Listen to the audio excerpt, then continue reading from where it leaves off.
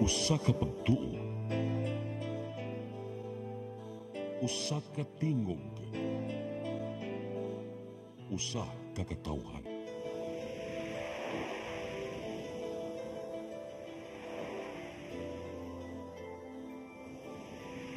Cebu Catholic Television Network.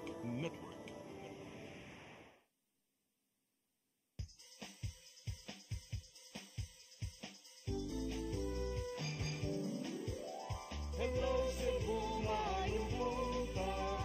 Naksunta ang kahayag nga nagsugid sa matuod, kadagan sa panghita pa. Hello Cebu, maayong buntag Pinoy.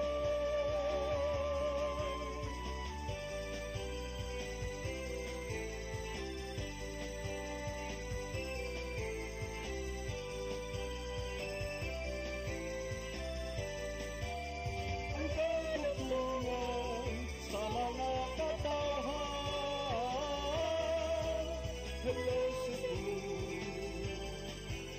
hello Cebu, maayong buntag Pinoy, maayong buntag Pinoy, maayong buntag Pinoy.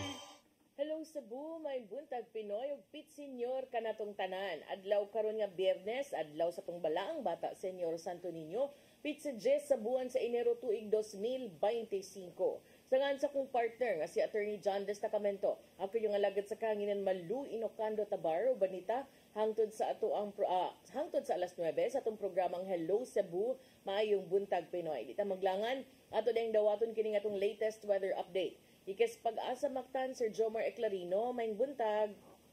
Yes, ma'am, ay buntag sa tanan ug sa atong tanan tigpaminaw kini atong latest weather update karong adlaw. Shoreline paday nakaapekto silangan bahin sa Southern Luzon, lakip na ang Visayas ug kining northeast monsoon or amihan nakaapekto sa Northern ug Central Luzon. Atong weather condition sa Visayas, lakip na ang probinsya sa Cebu, makasinati na medyo mapanganuron ngadto na sa madag-umon na kalangitan ug naagi hapon chance na mga pag-ulan ug kini mga patak-patak na mga pagpangilat ug pagpanugdog. Padayon ta mag-monitor sa atong mga issue ng mga thunderstorm or rainfall advisories, lakip na ang mga color-coded na heavy rainfall warnings. Hini nga na sa kasarangan ng hangin masinati sa Central Visayas ug kadagatan, malinawan nga na sa kasarangan ng pagbalot. Temperatura sa Cebu 25 to 30 degrees Celsius, haring adlaw mosalop alas 5:39 sa hapon, ang dagat munas alas 10:52 sa buntag, mutaog alas 7:29 sa gabi. Philippine Standard Time alas 8:05 sa buntag, gikan diri sa Mactan Pag-asa Visayas, DOST Jomar Eclarino. Dagang salamat Sir Jomar Eclarino ug maayong buntag yung tanan dinas Pag-asa Mactan. Karon arita sa ato ang front pages sa mga pamantalaang lokal ug nasyonal atong sugdan sa Sunstar Daily. Sa Sunstar Daily, Basilica defends dress code policy. Sa Super Balita sa Sunstar, miuban sa Walk with Jesus, mikunhod. Sa The Freeman, Jonas Cortez not on ballot, Rama still on COMELEC list. Sa Banat News, sa The Freeman, 160,000 miduyog sa unang misa novena, bisa nagtaligsik mga deboto wa magpapiug. Sa Philippine Daily Inquirer, Binay's cleared in 1.3 billion pesos school overpriced case. Sa Philippine Star, DQ for bets violating aid distribution rules. Sa Manila Bulletin, faith and devotion, larger crowds noted in Traslacion 2025. Ug sa Tempo, timeless devotion, Nazareno devotees share miracles and answered prayers. Mao katong front pages sa mga pamantalaang lokal ug nasyonal. Sa mong pagbalik ka mo ipadangat kaninyo mga balita nga nahipos ng kaubanan sa CCTN News and Public Affairs team. Please stand by. Hello Cebu, hello Cebu, maayong buntag Pinoy, maayong buntag Pinoy, maayong buntag Pinoy. Discover the beauty of the Philippines.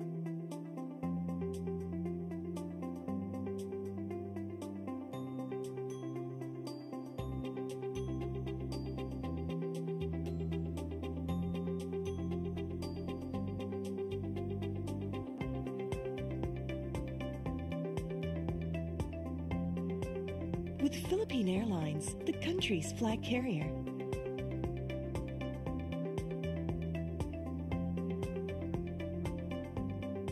The airline that lets you feel the warmth of the nation.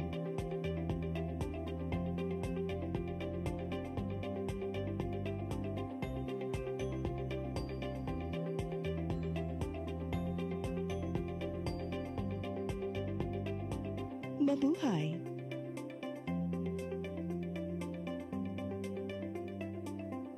Let your appetite be just right at Sixto and Bening Meat Store. Sixto and Bening Meat Store specializes in chorizo, tocino, beef, and pork tapa. Sixto and Bening Meat Store is located at stall number 4849, Unit 1, Meat Section at the Carbon Public Market, Cebu City, with telephone numbers 256-1581 and 259-6569. It's the place where you can find the best meat deal in town. Buying your fresh meat at a low price? Come to Sixto and Bening Meat Store. Kung chicharon ang sumsuman, snack o pangsudan, Chilen ang anging banatan. Chilen Chicharon, available at SM Supermarkets and Hypermart Metro Manila. Also at Guadalupe Corner, Enveres and V. Rama Street, and at 078 M. Pacanya Street, Tisa, Cebu City. Ask for more if you can taste the flavor of Chilen Chicharon. Chilen Chicharon.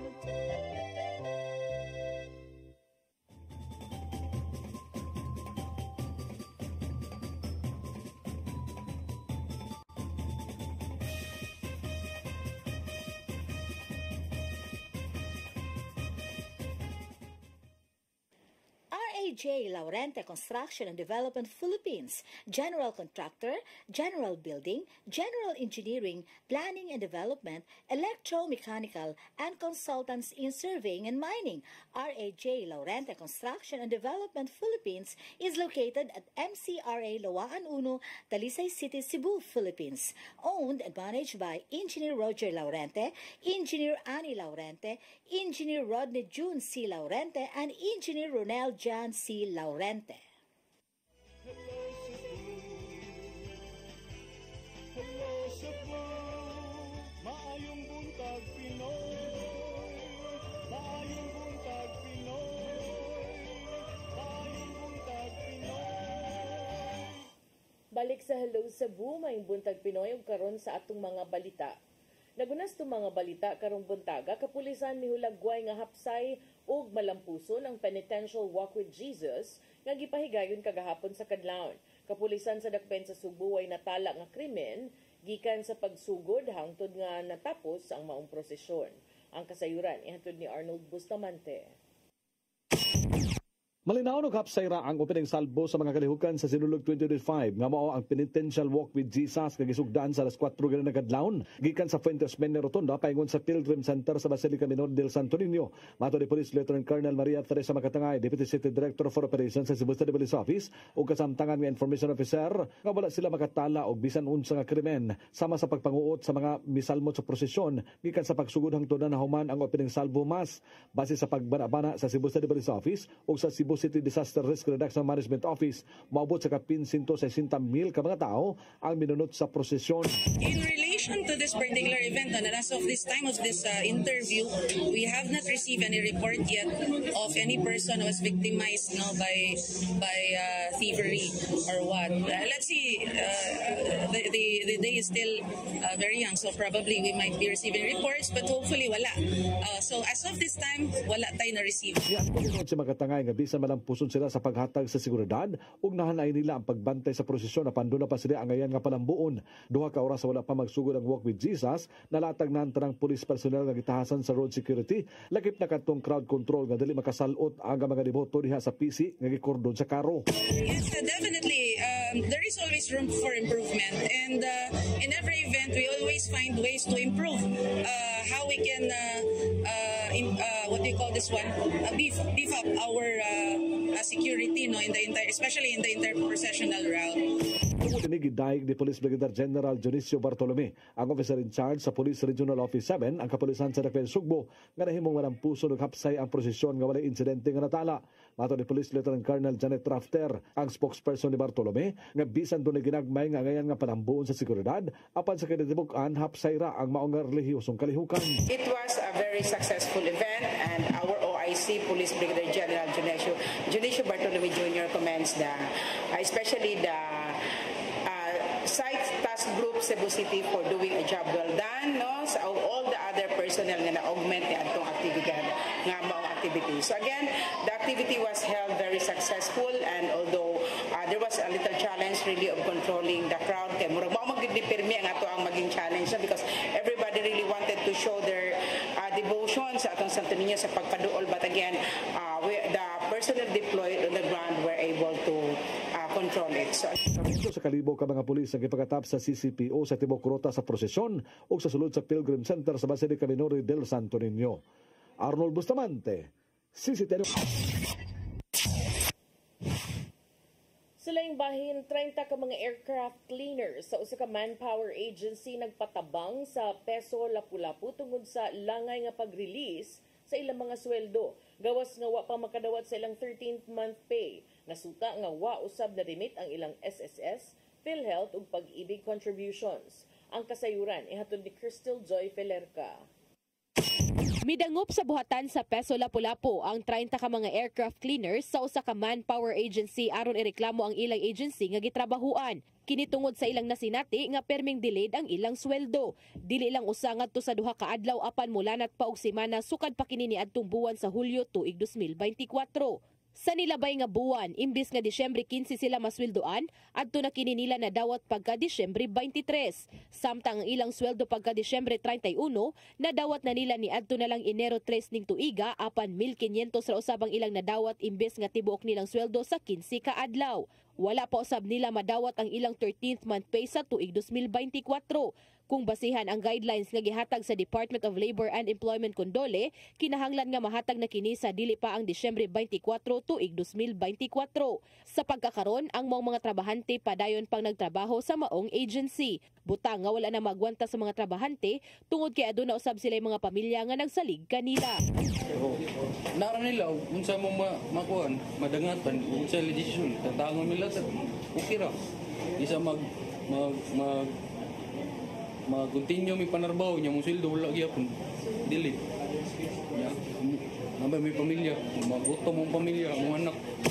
Dugang pa ni Ana, sigon pa ni Kim Francisco ang Peso manager nga nasuta usab sa mga trabahante nga wala marimit sa mga hingtungdang ahensya ang gikalta sa ilang sweldo para sa ilang SSS, PhilHealth ug Pag-ibig. Since pag-start it appears niya mga 3 years, 2 years, 1 year, iting na daw po ng 5 years na nagtrabaho. It appears na matod pa nila, wala po remittances.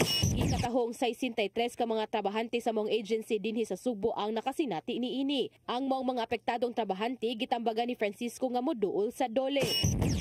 Ato nila ikuha nila mga concerns, labor concerns. For sure, entertain sila, magkanda og hearing, no? Ang dole hoping na matag sa sakto nga suhulan o benepisyo ang mga agency.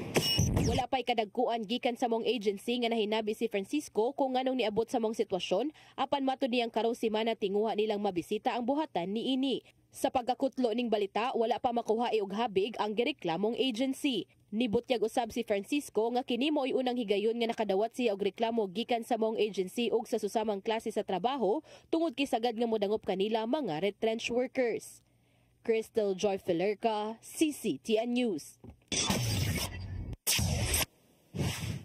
Samtang pagbalik sa City Hall sa Bukid, gisugyot ni Konsehal June Alcover atul sa sesyon sa konseho. Kinitungod sa nagkadaghang negosyo matud pa og panginahanglan sa mga residente gikan sa bukirang barangay sa Dakbayan. Ang kasayuran ihatod ni Mary Rosa Garino. Buot ni Konsehal June Alcover ang pagbanhaw ug pagpalapad pa sa City Hall sa Bukid alang na sa mga barangay nga nahimutang sa bukirang bahin ning syudad sa Sugbo. Atol sa sesyon sa konseho kagahapon, giawhag ni Alcover ang buhatan sa mayor nga tun-an ang pagbaton sa maong satellite office sa nahisgutang lugar. Suma pa niya nga pinaagi sa pagbaton og satellite office sa Cebu City Government sa bukirang bahin. Mas dali na og duol ang pagpahimo sa mga serbisyo sa kagamhanan. Laumang atimanon sa City Hall sa Bukid ang mga residente ug mga establishmentong nahimutang sa mountain barangays aron dili na kinahanglan mo biyahe paingon sa ubos. As such, I humbly submit that it must be revived and expanded. In the end, bringing city government services nearer to our upland barangay constituents will help greatly the basic needs of the said constituents. Unang gipatuman ang City Hall sa Bukid ni atong tuig 2011 ubos sa termino ni kanhi Mayor Michael Rama apan nakalimtan kini kadugayan. Karong abunda sa mga agriculture products ang bukirang bahin. Unang ipatuman ang pagbaton og City Agriculture Department aron matabangan ang mga mag-uuma nga makabaton og permit. Itandi sa kaniadtong mulinya pa sa Cebu City Hall alang sa kinahanglang transaksyon gawa sa pag-atubang sa bugat nga trapiko. Maong kinahanglang banhawon ni Alcover ang maong sugyot aron makatabang sa ilahang mga konstituente. Sabtan nga dili gid lalim ang maong kasenatian. Labi na sa kamahal sa bitihan, gikan sa kabukiran, busy kay ang traffic. So maglisod na gid sila pagsigig naog balik ngadto sa ilang lugar. Labi na hindi kabot diri sa City Hall, kay daghan pagkaayog mga linya aron makaabil sila, mobile gid sila sa linya. So samot nga malangan ang ilang panginabuhi. Mary Rose Sagarino, CCTN News. Sa dugang balita, dismissed Mayor Jonas Cortez wa malakip sa official listed candidates sa Commission on Elections alang sa umaabot nga eleksyon karong Mayo. Apan ang kampo ni Cortez malaumon gihapon sa kausaban ug nang hinaot nga malakip sa hearing sa Korte Suprema ang ilang apelasyon karong Enero 14. Mga detalye sa report ni Mary Rose Sagarino. Sa website sa Commission on Elections, ni pagawas na kini og template sa balota sa mga kandidato sa nagkadayang local government unit. Sa syudad sa Mandawi, wala malakip si dismissed na Mayor Jonas Cortez sa mga kandidato pagkamayor. Makahinumduman ni aging simana nga ni-issue og Certificate of Finality ang COMELEC, din hingpit nga nitangtang kang Cortez sa pagkakandidato. Hinuon sa website sa COMELEC, adunay disclaimer nga gibutang. Nagganayon nga ang ballot template walay prejudice sa desisyon sa komisyon sa mga pending nga kaso na ngayo og consideration nga mahimong makaapekto sa listahan sa mga kandidato sa opisyal nga balota. And based sa interview sad ni Chairman, COMELEC Chairman Garcia, I think katong gahapon sa buntag and the other day, he said nga if ever there are decisions by the Supreme Court on TROs nga pending dito, then they will comply. Si Cortez nisangat og petition for certiorari sa Korte Suprema ni adtong Enero 2 na ngayo og injunction status quo ante order batok sa COMELEC. Nang hinaot ang kampo ni Cortez nga malakip ang apilar nga iresolba sa Korte Suprema atol sa ilang session gikatakda karong Enero 14. Malaumon sila nga positibo ang resulta sa gisangat nga apilar ug makalansar gihapon pagkamayor si Cortez. We are hopeful that that mayor will be included sa ballots once the TRO or the status quo anti-order will go out. And even if di kita kaabot kay maprinta na ang balota, we are also hopeful based on the pronouncement of COMELEC that even if pila na lang ka days, then they will comply if naay mo gawas nga status quo anti-order or TRO by the Supreme Court. They will still find a way to comply. Sa pagkakaroon, ang supporters ni Cortez nagpahigayon og dungan nga paghad og pag-ampo alang sa kanhi mayor sa ilang matag barangay matag gabi. Mary Rose Sagarino, CCTN News. Sa atong katapusang balita, upat sa napulo ka mga Pinoy ang giingong uyon nga tangtangon sa pwesto ang Vice Presidente nga si Sara Duterte. Kinibase sa resulta sa survey, nunot sa nag-ung-ung nga impeachment complaint, bato kaniya. Ang kasayuran, ihatod ni Gia Navarro. Moabot sa upat gikan sa napu ka mga Pilipino ang uyon ug anda mo palayo sa impeachment aron pagtaktak sa pwesto ni Vice Presidente Sara Duterte. Sa labing uwahing survey sa social weather stations netong Disyembre 2024, ana sa 48% sa mga Pilipino ang musuporta sa impeachment sa Vice President. Samtang 35% sa mga Pilipino ang sukwahi sa planong pagtaktak kang Duterte ug 19% usab ang undecided. Kung isgutan, di nagagikan ang mga nitubag. Nagagikan ang sagad sa mga miuyon sa impeachment sa Balance Luzon ug National Capital Region. Samtang ana sa Visayas ang 40% sa mga uyon sa pagtaktak kang Duterte ug 22% usab sa Mindanao. Nagagikan usab sa mga taga Mindanao ang 56% sa mga misupak sa planong impeachment kang Duterte diin ihaka ng baluarte. Pipila sa mga hinungdan nga nakita sa mga pabor sa pagtangtang kang Duterte sa pagka-vice-presidente mao ang naisgutang mga issue sama lang sa wala pagtubag giun sa paggamit ang confidential funds. Dili katuuhang mga kabtangan nga wa nakabutang siyang Statement of Assets and Liabilities and Net Worth kung salin, pagpanghulga ngadto sa pamilya Marcos kapakya sa pagdepensa sa pagpalabi sa China sulod sa West Philippine Sea ug daghan pa. Nagpabiling takom og padayong gikabot ang habig ni Vice Presidente Sara Duterte bahin sa resulta sa SWS survey. Nakaungong nasa Kongreso ang tulo ka mga impeachment complaints batok ni Duterte diin giendorso kini sa unom ka mga magbabalaod. Gian Navarro, CCTN News. Mao katong mga balita nga nahipos tong kaubanan sa CCTN News and Public Affairs Team. Inyo katong nakita kagahapon sa mga balita sa Sayri 47. Sa di pa ta mo break ato sa ning unahon og hisgot usa lang kining panawagan sa usa ka sakop sa konseho ngadto sa mga telecommunications companies nga isiguro matud pa nga maayo ang signal atol sa sinulog kini tungod kay wa baya tay signal shutdown no karong umaabot sinulog nga mga kalihukan or sa actual yun nga 2 days kanang sa procession ug sa grand parade. So ang ato ang local nga official dinhis dakbayan sa Sugbo ni awhag sa mga telecommunication companies nga siguroong reliable kasaligan ang internet connection atol sa Sinulog Festival aron maka-accommodate usab sa mga turista ug sa mga lokal nga naa dinhi ug mas mapalambo pa ang imahen sa dakbayan. Si Konsehal Edgardo JP Labella II kinsa maoy nangulo sa Information and Communication Technology Committee mo'y mipadangat og privilege speech. Atol sa regular session ni atong Miyerkules, Enero 8, nag-auhag sa mga telecommunication firms nga igarantiya nga seamless, reliable, and efficient ang internet connectivity throughout the festivities. Matud ni Labella, ang dakbayan sa Subo is a major tourist destination ug nag-anticipate sad sila nga dunay significant number of visitors atol sa mga kalihukan. Matud ni Labella nga kining reliable connectivity is very crucial dili lamang sa mga kalihukan, mga activity venues, kundi lakip na sad sa uban pang mga sikat nga tourist spots sa dakbayan sa Subo. Gitumbok ni Labella ang kasinatian sa usa ka American internet personality and YouTuber nga si iShowSpeed kinsa may bisita sa Subo ni atong Septembre 24, 2024 ug publicly iyahang gisaway ang kahinay sa internet speed sa dakbayan.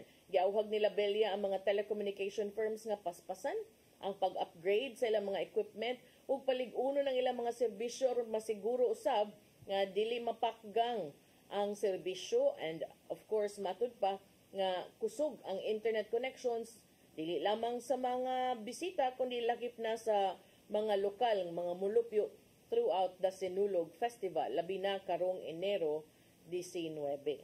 Okay, mo balik ta karong taud-taud sa atong pagbalik dugang mga paghisgot-hisgot. Please stand by. Hello Cebu, maayong buntag Pinoy, maayong buntag Pinoy, maayong buntag Pinoy. Discover the beauty of the Philippines.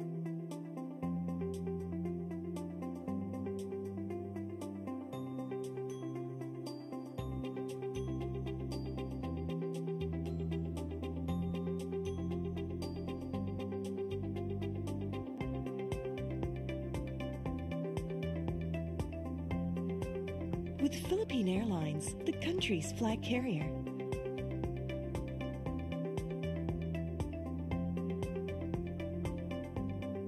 The airline that lets you feel the warmth of the nation.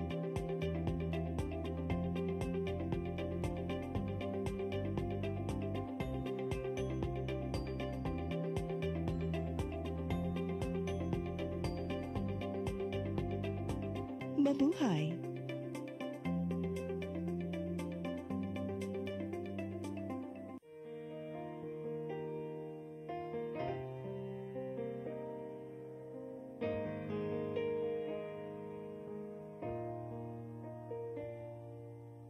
Heal me, O Lord, and I will be healed. Save me, and I will be saved. Heal me, O Lord, and I will be healed. For you are the one I praise. You are the one I praise. Sing it with me. Heal me, O Lord, and I will be healed. Save me, and I will be saved.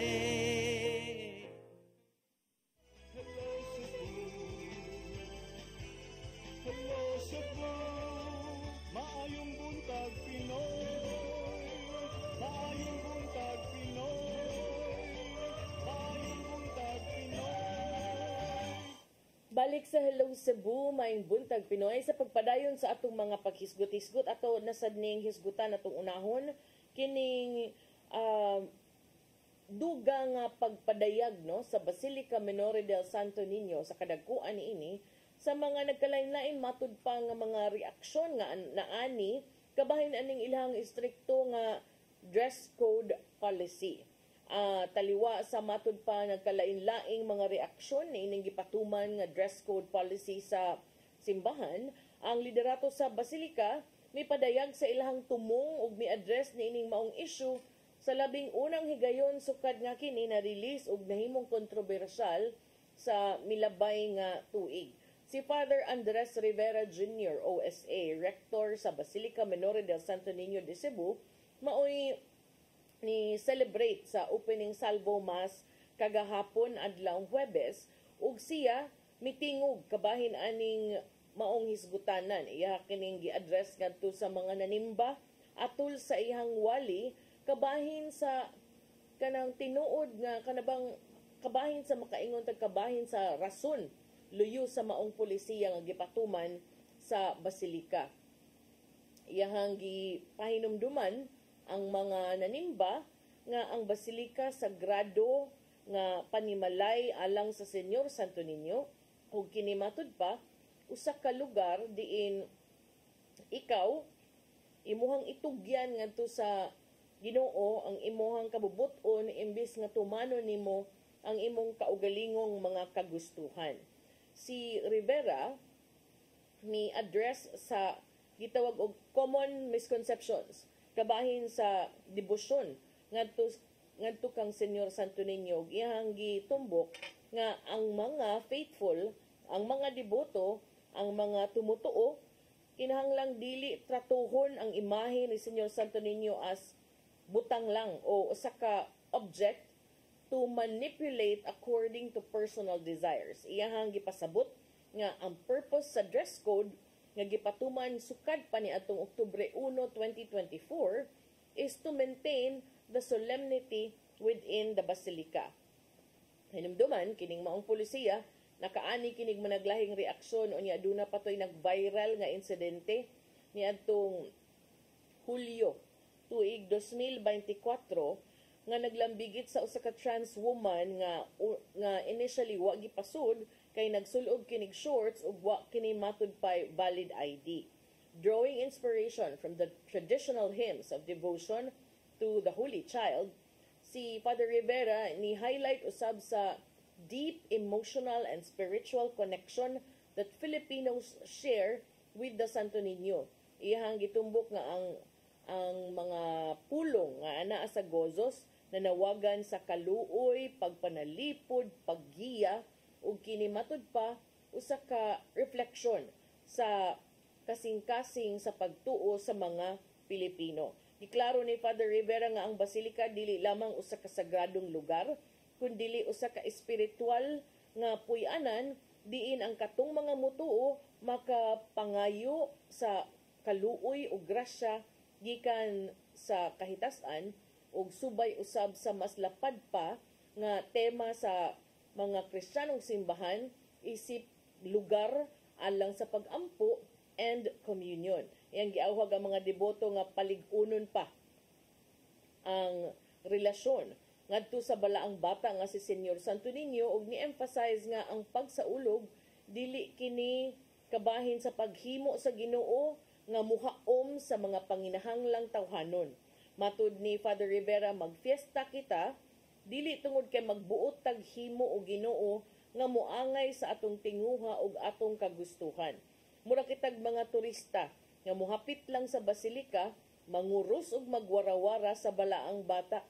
Karong tuiga, itumbok usab sa front page sa Sunstar nga mas menos ang gidaghanon sa mga niapil sa penitential walk for Jesus diin natala nga mga 160,000 lamang ka mga deboto ug mga hapit labaw gamay katunga sa 300,000 ni adtong 2023 ug 200,000 or 200,000 in 2024. Bisan pa man og ni gamay-gamay ang nanambong sa og sa kanang taligsik nga matud panigian Navarro kagahapon na medyo nakuan sad ba nagtaligsik sa ang penitential walk nga maoy usap gitumbok usab nga key event sa 460th Fiesta Senior Celebration nagsugod gyud og mga alas 4:20 sa kadlawon kagahapon.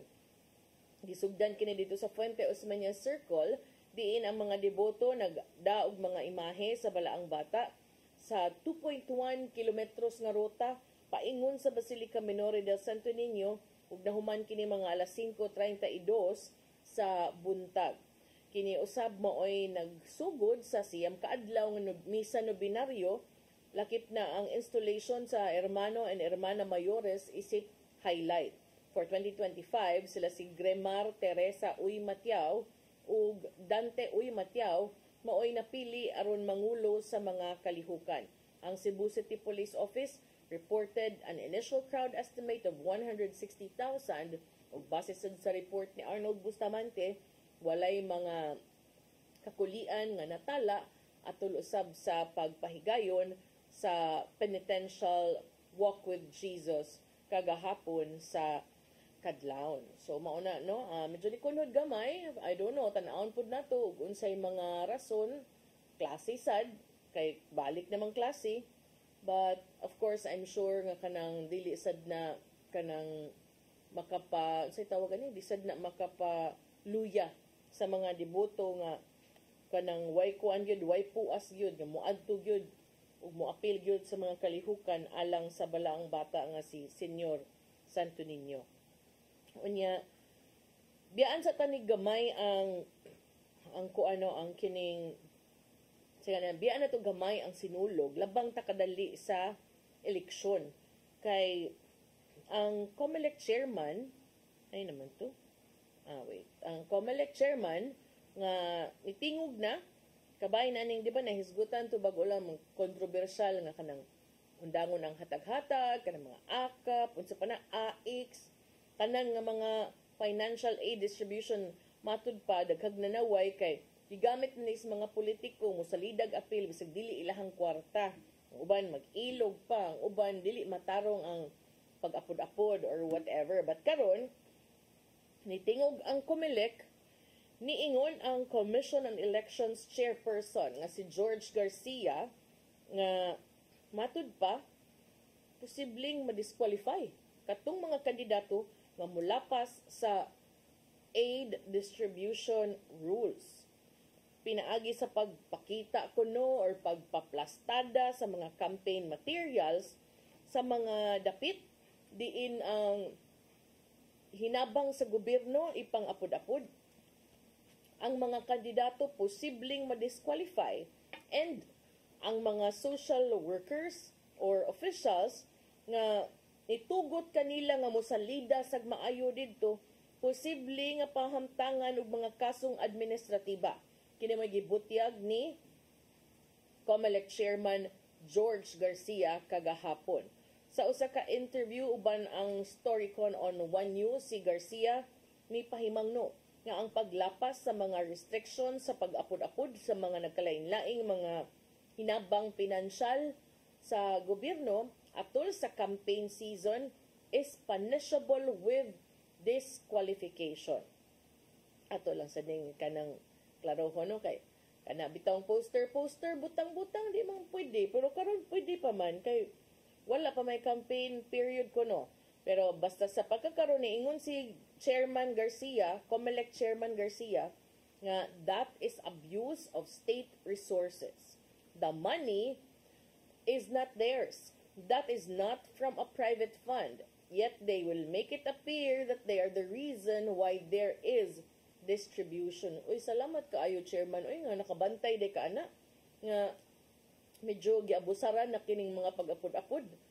Matud pa, dili na inyong kwarta. Dili na gikan sa pribadong pondo. Nga human inyong ipagawas nga murag kamugyo hinungdan nganong dunay mga pagpang-apod-apod. Matud ni Chairman Garcia, that is a disqualification case under Section 261 of the Omnibus Election Code. Matud pa niya iyang gitumbok nga mga prohibited or mga ginadili ni nga mga binuhatan ubos sa balaod. Kaya namduman niya, itong Miyerkules, ang COMELEC may anunsyo usab nga ang nagkalain-laing social services program sa gobyerno, lakip na ang kontrobersyal nga akap o ayuda sa Kapos ang Kita program sa Department of Social Welfare and Development kun DSWD, gitugutan kini pinaagi sa exemption gikan sa spending ban atol sa campaign period. Apan ang Commission on Elections specifically ni mando nga ang mga politiko o ang mga kandidato strictly prohibited from attending any form of aid distribution. Matud ni Chairman Garcia nga kini maglakip sa pagbutang og streamers, posters of the candidates in the payout sites. Matud ni Chairman Garcia, ato lang gining klaruhon nga COMELEC Chairman Garcia kay namguta sa Cebu niya daghan man kay Garcia diri sa posisyon sa Cebu. So matud ni COMELEC Chairman Garcia, when we say presence during distribution, that means no indication of politics, that it will not be used for politics. That is clear, not just physical presence.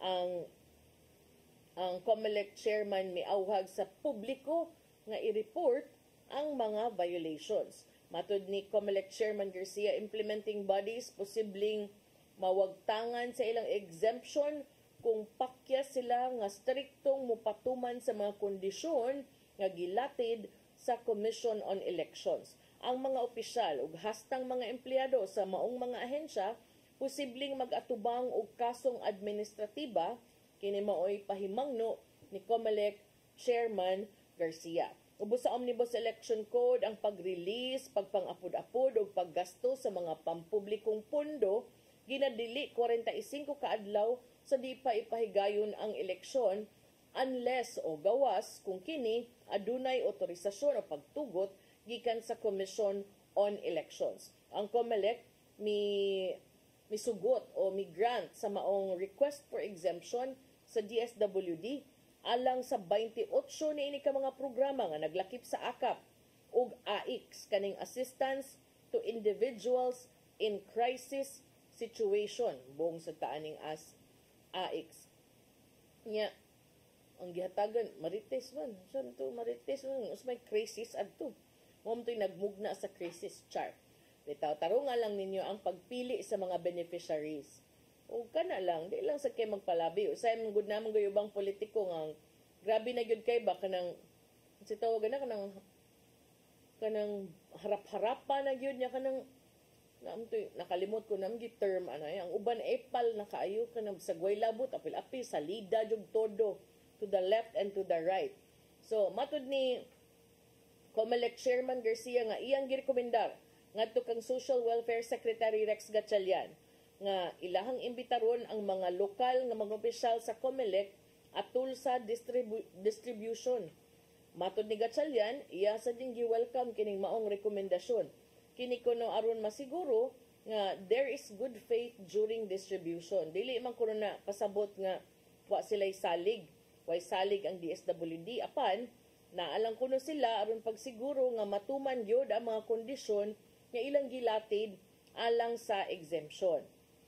Ang DSWD gimanduan usab nga moduso o kopya sa implementing guidelines alang sa mga exempted programs ngadto sa COMELEC. Gi-require usab sila nga mo-submit og periodic reports regarding the implementation. Ang COMELEC niauhag usab ni apilar ngadto sa mga magpapili sa nagkalain-laing posisyon karong Mayo nga likayan na lang in town or at least matud pa maghinay-hinay lang sa pagbutang aning mga campaign materials ahead of the official campaign season.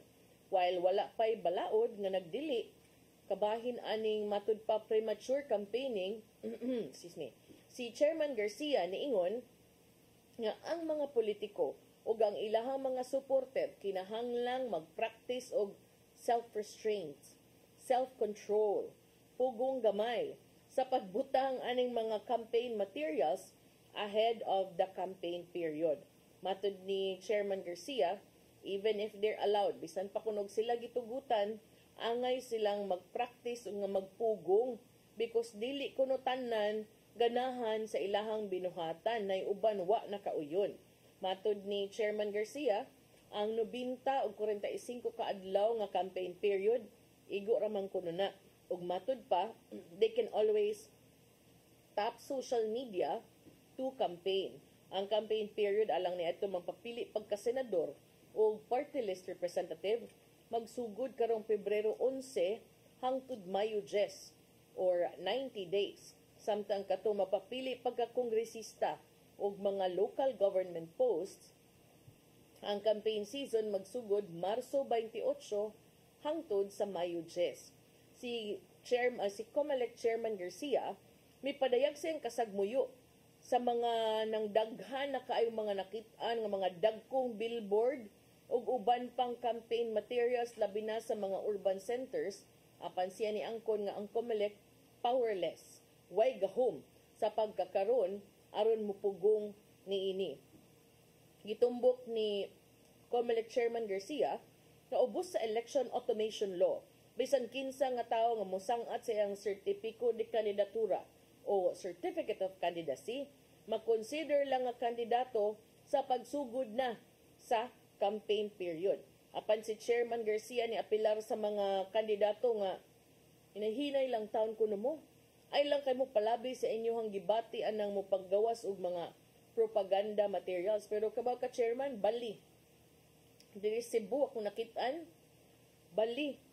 Samtang wa pay campaign period, hala paturagas, wag tuo, kuyaw na kay mga exhibition, show ng kanang sa tawag na performance level na kayo ang mga kandidato diri. Kay nangyawat nga wala pay limit ug nangyawat nga wa pa mo'y mahimo. So, unya na nisla mo minor, inig campaign period na yun.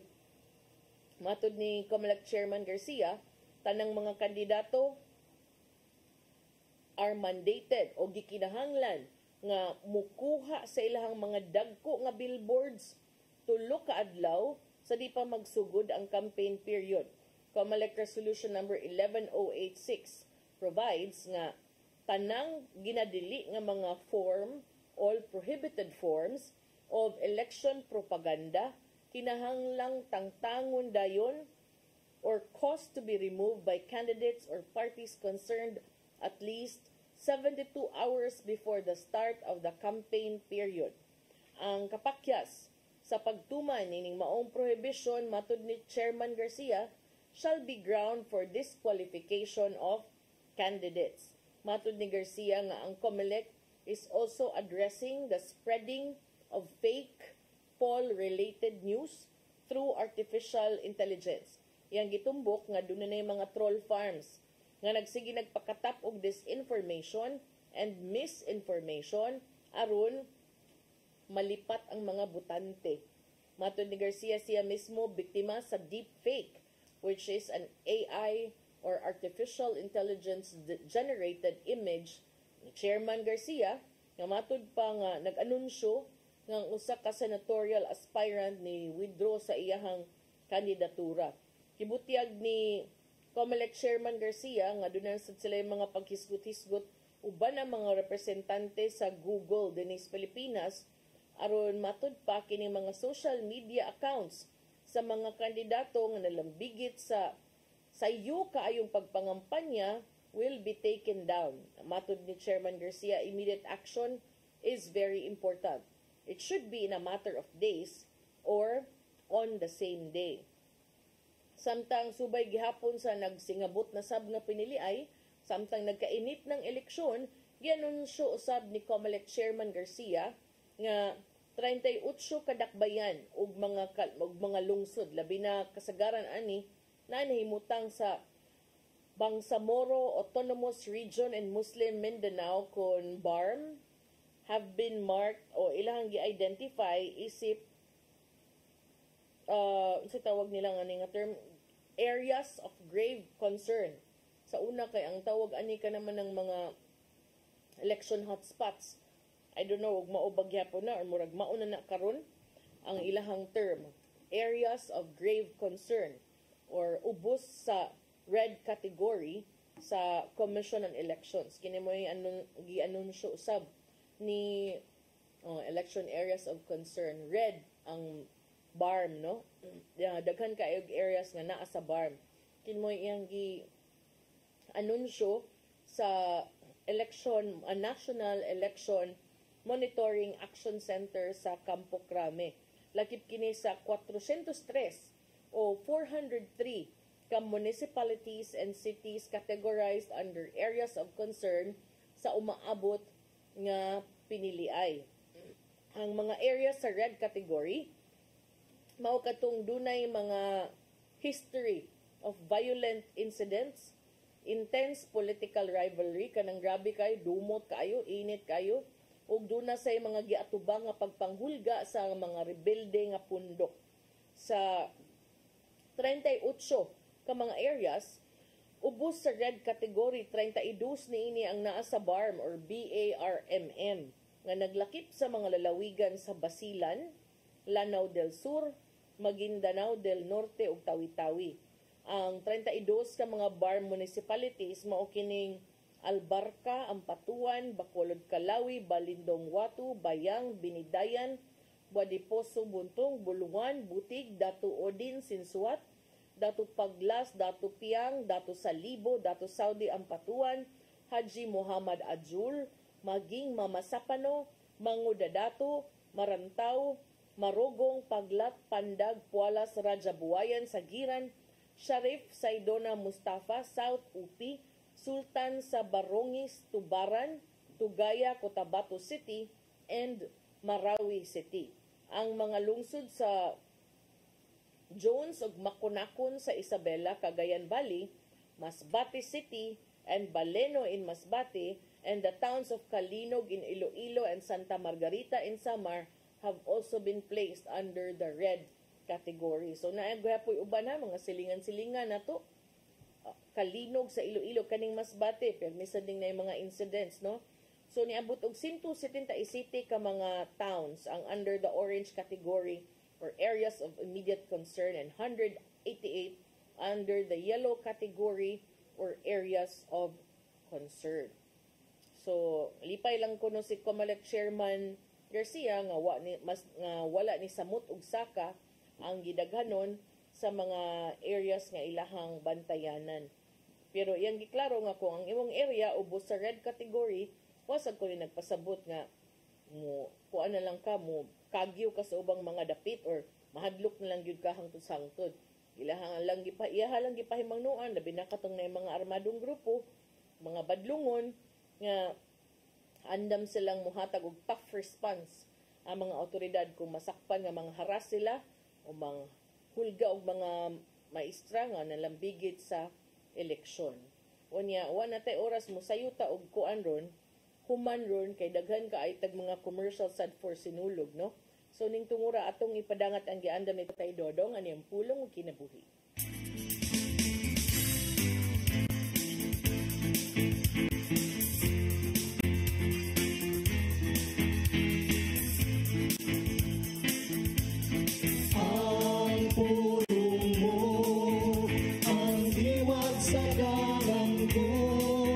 Sa Hebreo 11:1 ng kahulugan sa pagtuo nga may pagsalig kita sa mga butang nga atong gilawman o dili makita.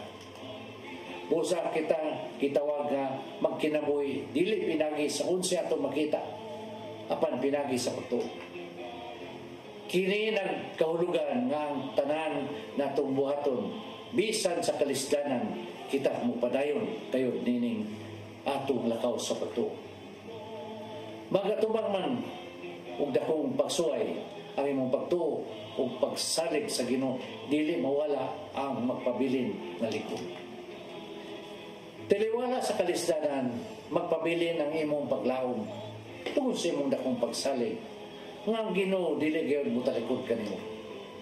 Kay sa Hebreo 13, 5 ngadto sa 6 nagingon, kay nagingon ang Dios dili ko gyud kabubyan ni talikdan busa magmay sugod kita ug moingon mao'y makatabang ko ang Ginoo dili ako mahadlok kay unsa bay mahimo sa tawo kanako. Kini ang mahimong pulong sa tawo nga puno sa pagtuo ug pagsalig sa Ginoo. Wa say kahadlok nga moatubang sa mga pagsuway. Kay siya nasayod nga ana ang Ginoo sa tanang higayon nga naguban kaniya.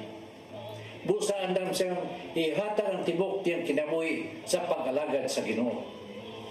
May igsoon, mao kini ang pulo nga naghatag og giya sa atong kinabuhi. Magampo kita.